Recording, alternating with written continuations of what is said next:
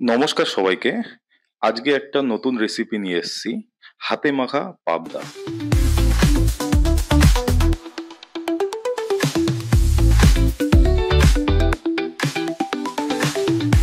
এই রেসিপিটা আমি ইউটিউবে এক ইউটিউবার আছে, তার নাম হচ্ছে সম্পার রান্নাঘর, সেখান থেকে আমি এই রেসিপিটা নিয়েছি। পাবদা মাছ নিয়েছি মিডিয়াম সাইজে।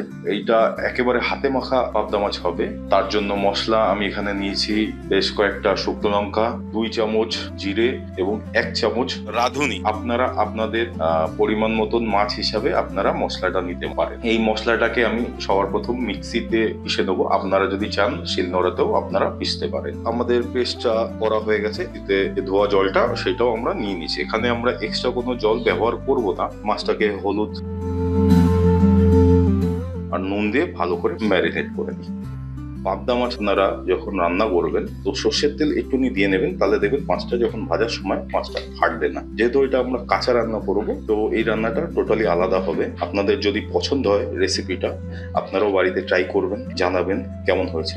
তো আমাদের মাছ ম্যারিনেট করা হয়ে গেছে। যেহেতু আমি আমার মতন ভাবে ভিডিওটা বানাচ্ছি, যদি আপনাদের পছন্দ হয় প্লিজ জানাবেন। আর ভিডিওটা কে কোথা থেকে দেখছেন সেটাও আমাকে কমেন্টে জানাবেন। আর যারা ইউটিউব দিয়ে ভিডিওটা দেখছেন, ইউটিউব চ্যানেলটা সাবস্ক্রাইব করতে ভুলবেন না। নতুন নতুন রেসিপি নিয়ে আসি, আমি নিজের মতন চেষ্টা করি রান্না করার। আপনারা চাইলে আমাদের ইউটিউব চ্যানেলটা সাবস্ক্রাইব করতে পারেন। আর ফেসবুক থেকে যদি দেখে থাকেন ভিডিওটা, তাহলে নিশ্চয়ই ফেসবুক পেজটাকে ফলো করে রাখবেন। তো আমি কড়াইটা নিয়ে নিচ্ছি।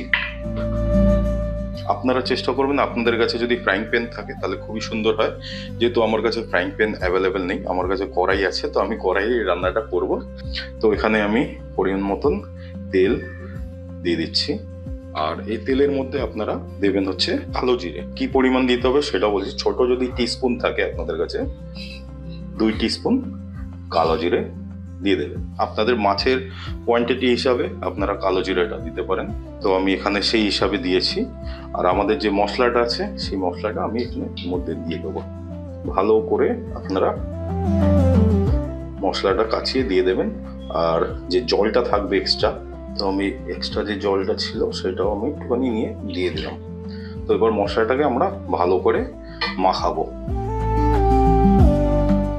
মশলাটা আমাদের ভালো করে মাখানো হয়ে গেছে।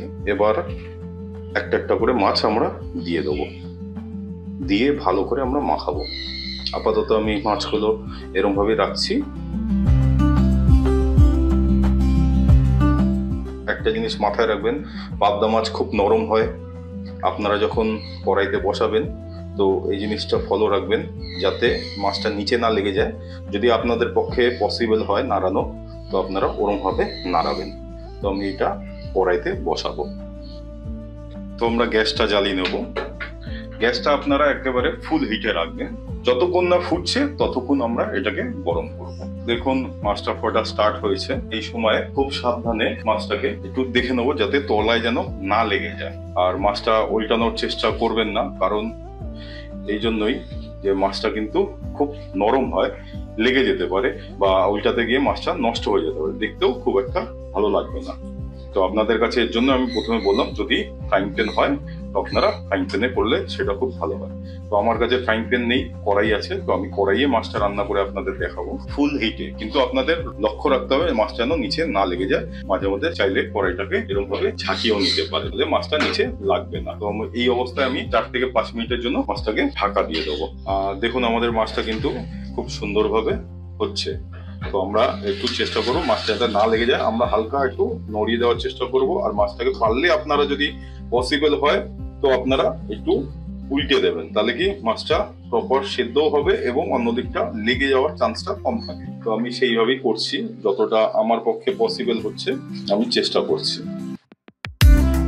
এই সময় আপনাদের মাথায় রাখতে হবে ফ্লেমটাকে লো করে দেবেন।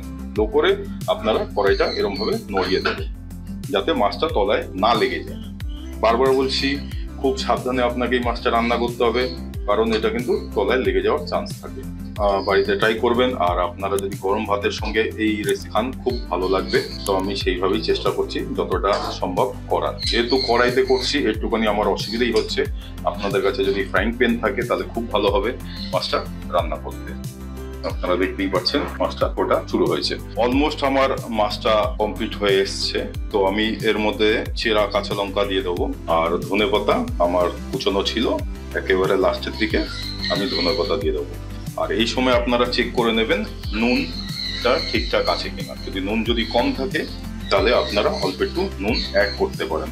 যেহেতু প্রথমে ম্যারিনেশন করার সময় আমি একটু নুন কমই দিয়েছিলাম, তো আমার হালকা মনে হলো যে নুন কম আছে, তো আমি এখানে নুন অ্যাড করে দিলাম। আর এই সময় আমরা একটুখানি জল অ্যাড করবো, কিন্তু জলটা কিন্তু মনে রাখতে হবে জলটা যেন গরম হয়। তো আমি গরম জল সাইডে বসিয়ে নিয়েছিলাম, তো আমি এখানে হালকা করে গরম জল দিয়ে দিলাম।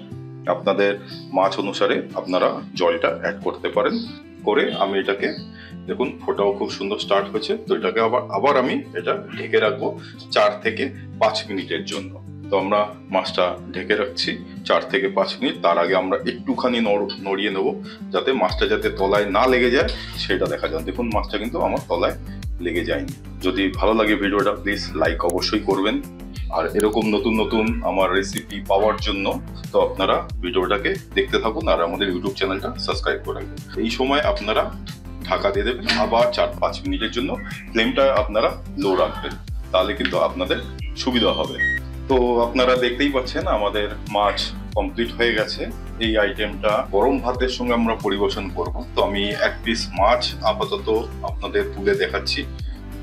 তো আপনাদের যদি আমাদের এই রেসিপিটা পছন্দ হয়ে থাকে প্লিজ আপনারা বাড়িতে ট্রাই করবেন, কেমন হয়েছে আমাকে জানাবেন। যদি ভিডিওটা ভালো লাগে লাইক করবেন, শেয়ার করবেন, সাবস্ক্রাইব অবশ্যই করবেন ইউটিউব চ্যানেল থেকে। যদি আপনারা ফেসবুকের মাধ্যম থেকে এই ভিডিওটা দেখেন তো ফেসবুক পেজটাকে ফলো করতে ভুলবেন না। আর আপনারা খিচুড়ি কথার মাধ্যম থেকে এই রেসিপিটা দেখছেন, এই রেসিপিটা আমরা সম্পার রান্নাঘর থেকে নিয়েছি। তো সেটা নিয়ে আমাদের মতন আমরা বানানোর চেষ্টা করেছি। যদি রেসিপিটা ভালো লাগে আপনারাও ট্রাই করতে পারেন। কি কি উপকরণ আছে আমি সমস্ত কিছু ডেসক্রিপশনে দিয়ে দেবো। আর আপনারা এরকম ভাবে সঙ্গে থাকার জন্য অসংখ্য ধন্যবাদ। আর ভিডিওটা প্রথম থেকে শেষ পর্যন্ত দেখার জন্য ধন্যবাদ সবাইকে।